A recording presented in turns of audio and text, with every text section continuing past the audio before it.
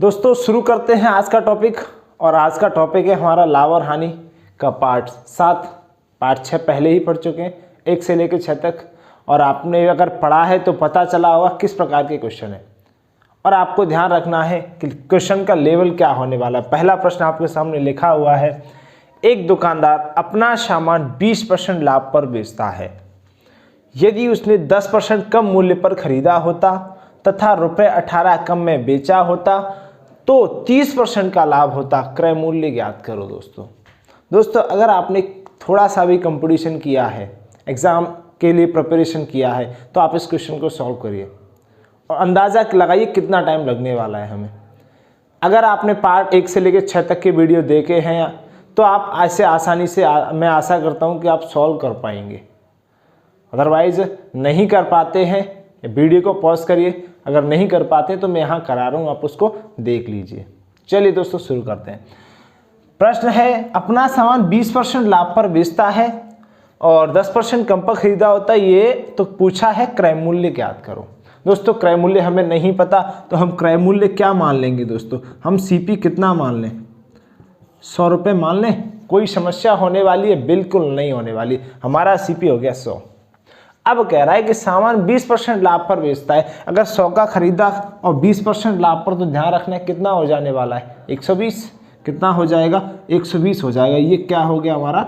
SP. क्योंकि 20% लाभ लेगा यानी 20 रुपये का लाभ लेगा तो कितने का बेचेगा? 120 का बेचेगा। कोई समस्या नहीं आता। अब प्रश्न को आगे पढ़ते हैं। यदि उसने 10% कम मूल्य पर खरीदा होता, पहले 100 का खरीदा नहीं, अब कह रहा है 10% कम, तो 100 का 10% कम दोस्तों कितना होने वाला है? 100 का 10% कम यानी कि 10, तो 100 में से 10 कम करोगे कितना हो जाएगा दोस्तों? 90। अब उसने कह रहा है उसने 90 में खरीदा होता तो तथा ₹18 कम में बेचा होता तो लाभ कितना होता? 30% का। यानी ध्यान रखो, अगर 18 कम में बेचता तो लाभ कितना होता? 30% का। 30% का लाभ होता। कितने पे? कब की बात है? जब 90 में खरीदा होता। तो 90 पे 30% का लाभ लेके बेचेगा कितने में? तो हम यहाँ देखेंगे कि 90 का 30% कितना होता है। यहाँ साइड में लिख लें, 90 का 30/100 कितना होता है दोस्तों? 9×27। कितना होता है दोस्तों? 9×27। यानी कि 90 में 30% लाभ लेकर और कितना अधिक में बेचा? यानी 27 अधिक में बेचा। तो 90 में अगर हम 27 प्लस करेंगे तभी तो पता चलेगा दोस्तों कितने में बेचा। अब 90 में 27 प्लस करोगे, ये आ जाएगा आपका 117। कितना आ जाएगा दोस्तों? 117 में बेचा।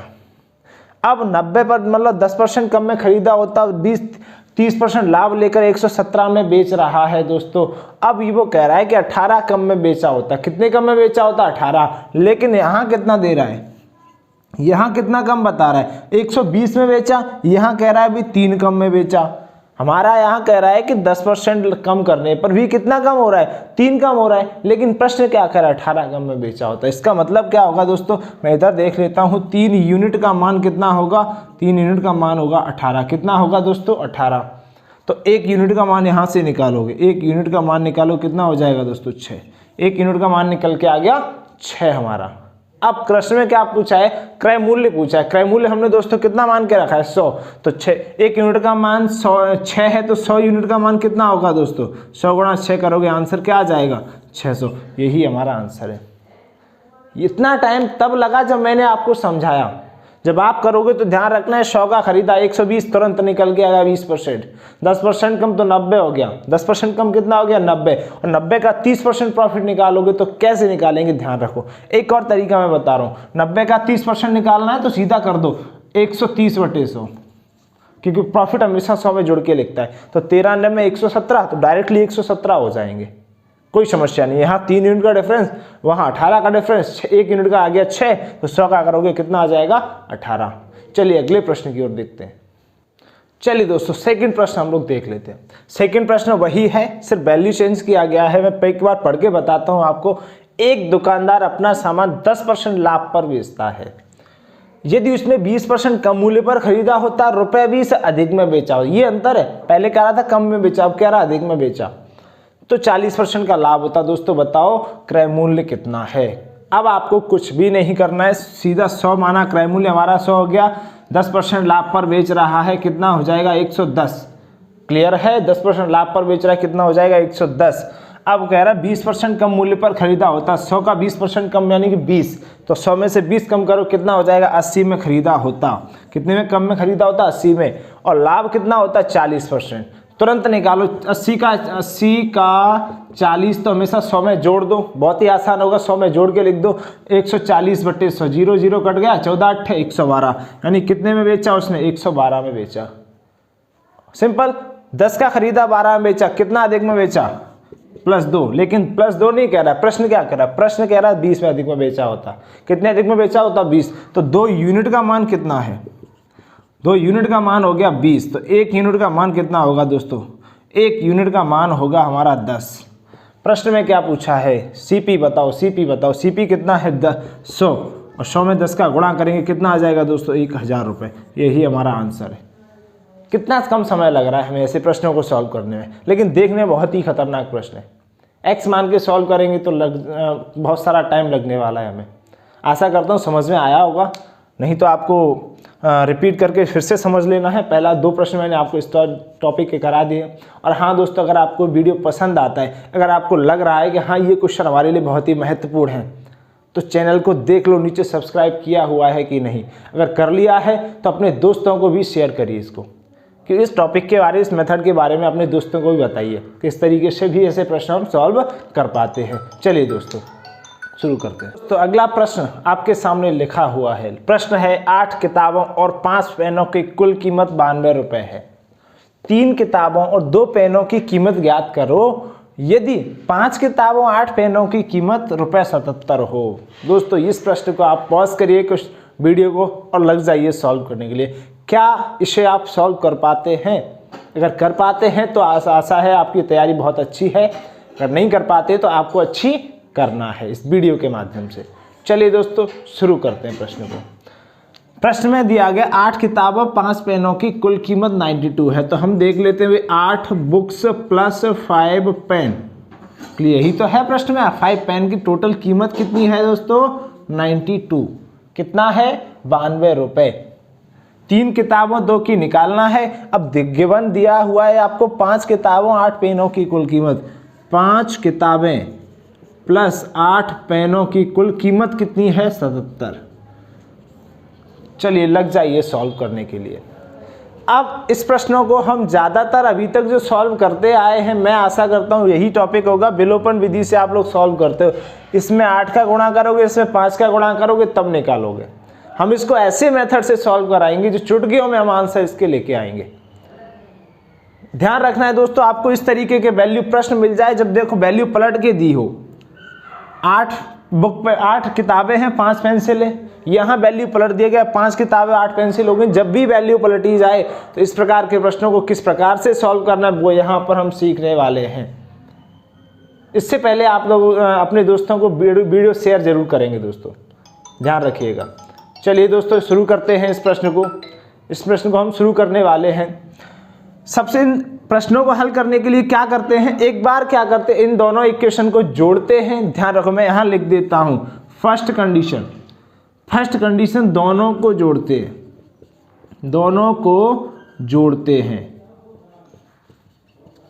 इस प्रकार के प्रश्नों को दोनों को क्या कर लेंगे जोड़ लेंगे। सेकेंड कंडीशन क्या होगी, दोनों को घटाते हैं। दोनों को क्या करते हैं घटाते हैं। अब किस प्रकार से करेंगे वो समझेंगे यहाँ पे। तो 8 और 5 को जोड़ेंगे कितना हो जाएगा 13। कितना हो जाएगा दोस्तों 13। कितना हो जाएगा 13 बुक प्लस 8 5 13 पेंसिल। कितना हो जाएगा दोस्तों 13 पेंसिल। यहाँ जोड़ोगे कितना हो जाएगा 7 2 9 9 7 16। कितना हो गया 169। एक बार जोड़ लिया हमने। अब इसको शॉर्ट करेंगे। कैसे कर पाएंगे, 13 कॉमन ले लो, सब में 13 का भाग दे देंगे हम। तो यहाँ पर आ जाएगा बुक प्लस पेन बराबर 13 का भाग जाएगा 13 में 169। एक इक्वेशन हमारा ये बन गया।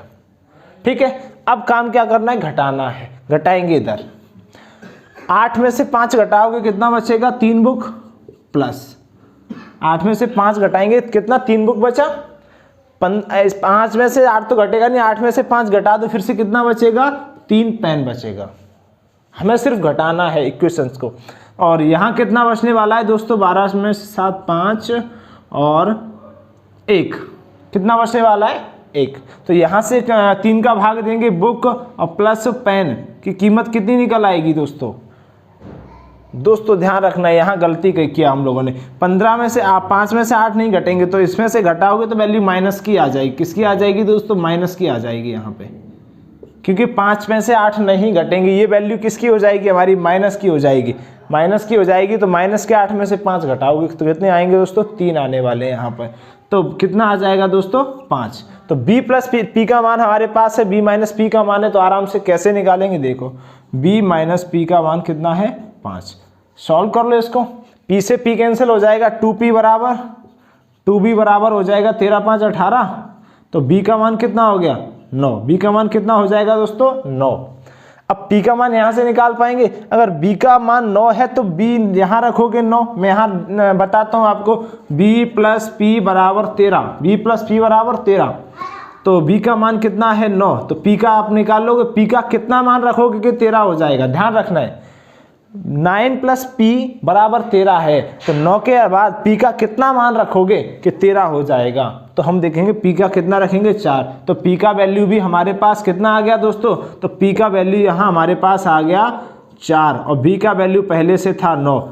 क्लियर है। अब प्रश्न में देख लो क्या पूछा है, 3 किताबें और 2 पेन। कितना है, 3 किताबें और 2 पेन। तो हम यहाँ निकाल लेते हैं साइड में 3 किताबों और 2 पेन की बात। 3 किताबें 2 पेन का निकालना है, तो हम यहाँ देखेंगे 3 बुक प्लस 2 पेन।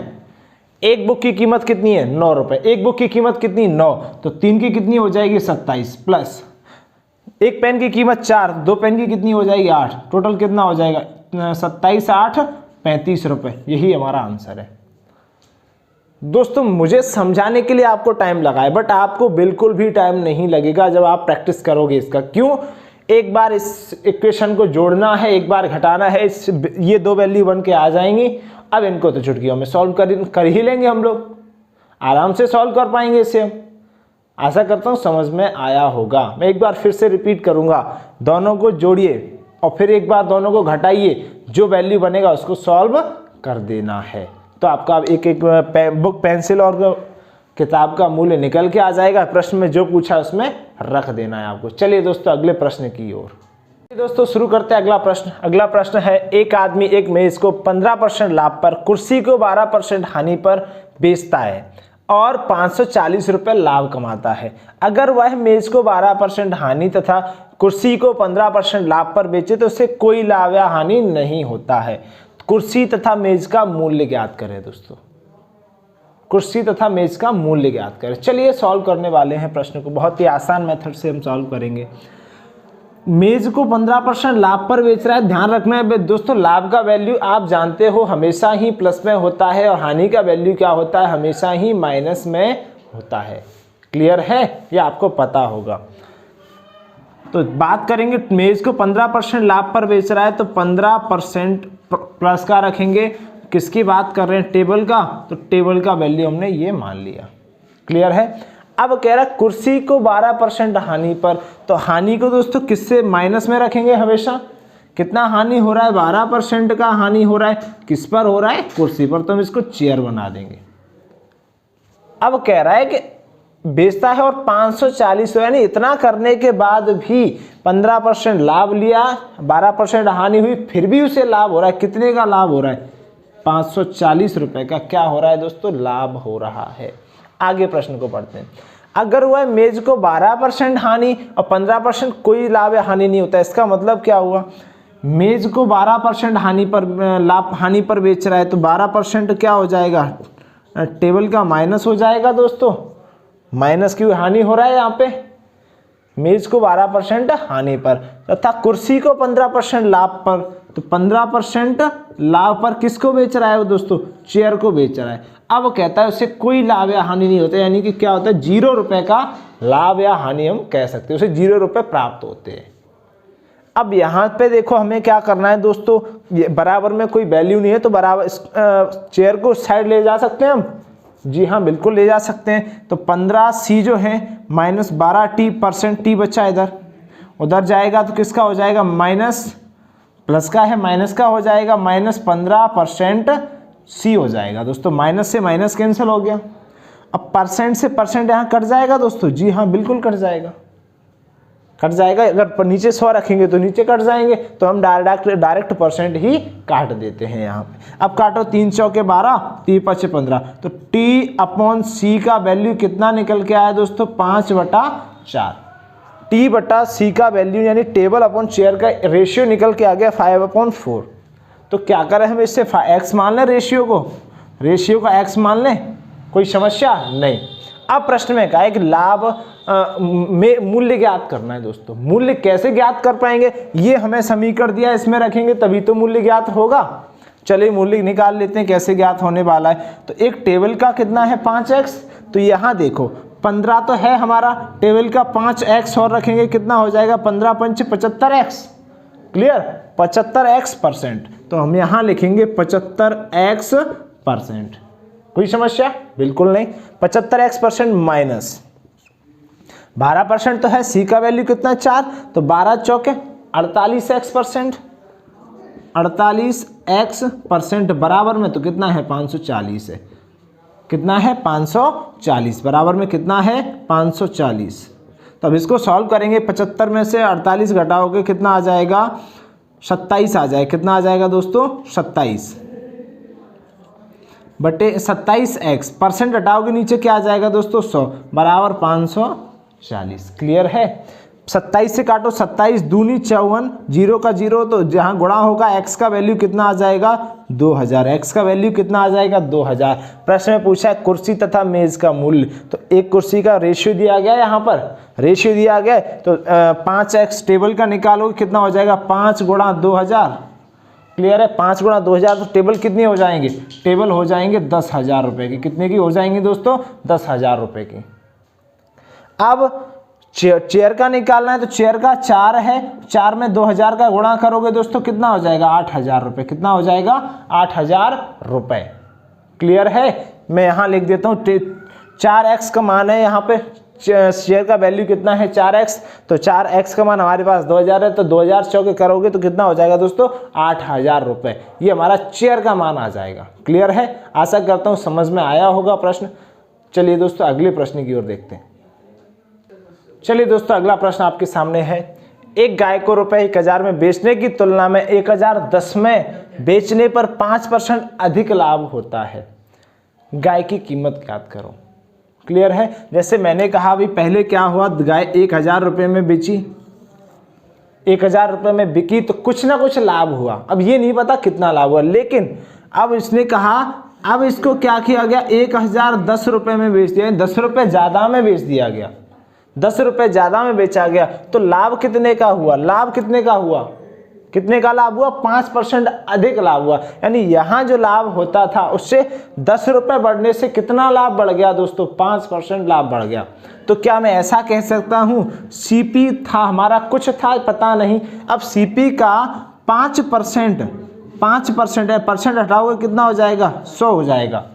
सीपी का 5% ही किसके बराबर है, क्योंकि 10 बढ़ा था, यहाँ पे 10 ही तो बढ़ा था, 1000 था 1010 हो गया, तो किसके बराबर है 10 के बराबर है। 5 से काटोगे 5 दूनी 10, तो 100 दूनी 200, तो गाय का सीपी कितना निकल के आ गया, गाय की कीमत कितनी है 200 रुपये।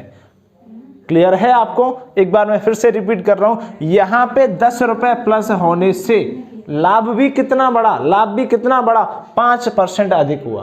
प्रश्न में देखो 5% अधिक लाभ होता है, कितने बढ़ने से, 10 रुपए के बढ़ने से ही तो 5 रुपए अधिक हो रहा है। तो यहां देखेंगे सीपी का 5% किसके बराबर, 10 के, तो यहां से निकल के आ गया 200 रुपए।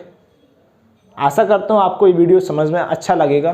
दोस्तों अगर ये वीडियो आपको पसंद आता है तो चैनल को लाइक शेयर और जरूर सब्सक्राइब करें और अपने दोस्तों तक भेजें, सभी को शेयर करना है, व्हाट्सएप वगैरह पे, फेसबुक वगैरह पे दोस्तों शेयर करते रहिए, इस वीडियो को लगातार शेयर करिए। चलिए दोस्तों, थैंक यू।